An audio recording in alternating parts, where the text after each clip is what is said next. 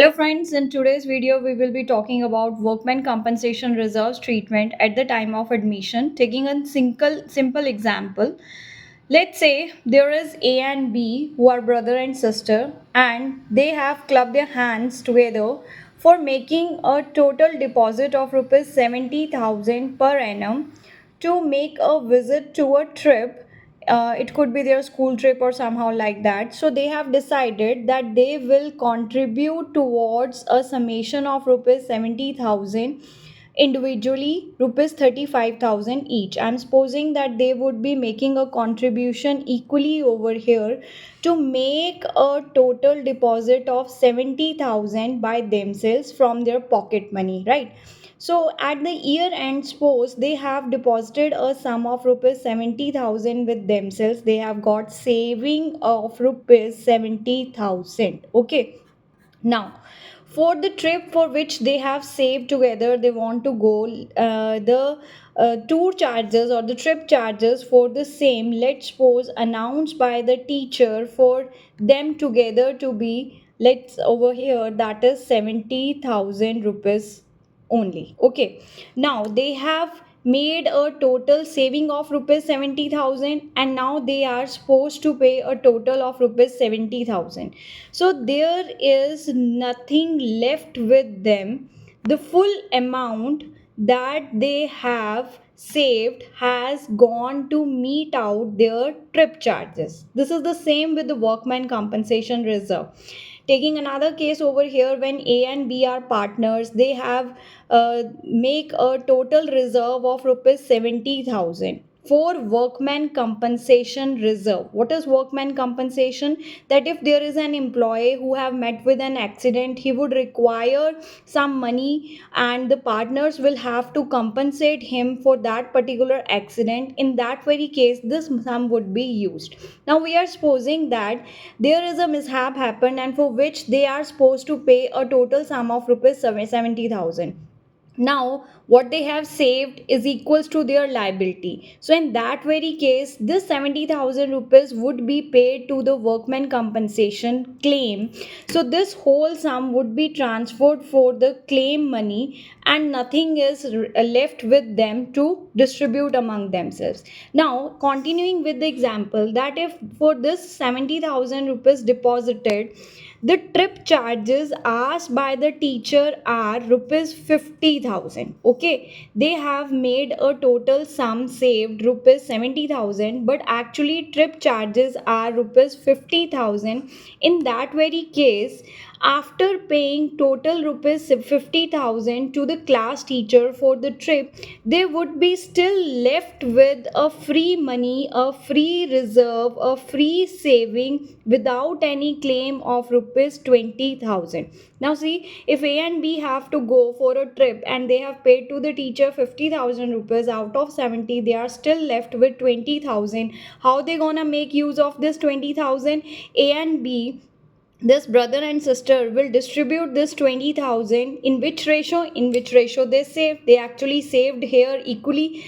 For making this 70,000 summation, A contributed 35,000, B contributed 35,000. So after meeting the trip expenses, still there is something left that would be decided among old partners in their old ratio. Here old ratio was equal.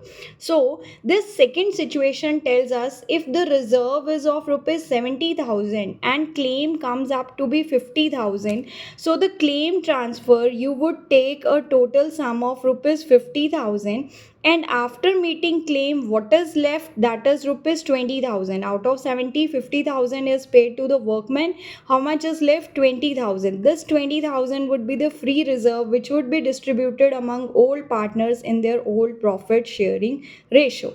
Now we will consider some another cases also. Let's say that for the trip which they saved rupees 70,000, actually the teacher asked for rupees 1 lakh together for both of them. Okay, so 1 lakh is total amount asked by the teacher. In this very case, 70,000 is already with A and B, but they are short of rupees 30,000.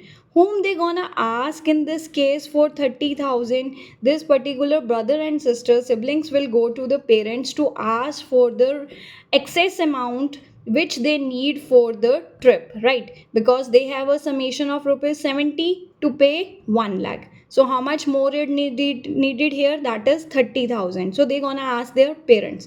Now in case of the partnership form of organization, where reserve workman compensation reserve is of 70,000, but the worker is asking for a claim of rupees 1 lakh. So for 1 lakh they have only 70,000 with them.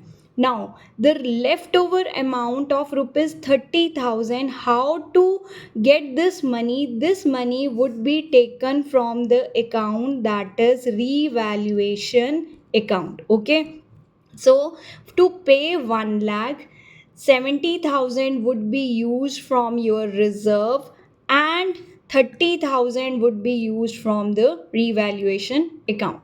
Now, the last case, let's suppose that there is cancellation of trip. That is, there is no trip, that you can say in partnership form of organization, there is no claim, or the question is silent, right? If there is no claim on your workman compensation reserve, or the question is silent, which I took for the example, that if there is a no trip, then this 70,000 will be distributed among A and B in their old profit sharing ratio. Old partners, old profit sharing ratio. So here this 70,000 rupees, if there is no workman compensation claim or the question is silent, so this will be distributed among all partners in their old profit sharing ratio. I suppose I help you in getting you understand the workman compensation reserve, how it is to be treated. For the detailed version regarding how the journal is to be passed, you can go to the link provided in, along with this video, and you can check how the journal is made for this particular case. This was the simplest version, that how the workman compensation reserve is created and how it is to be treated at the different cases. Thank you, Accountitude. Like, share and subscribe to my channel.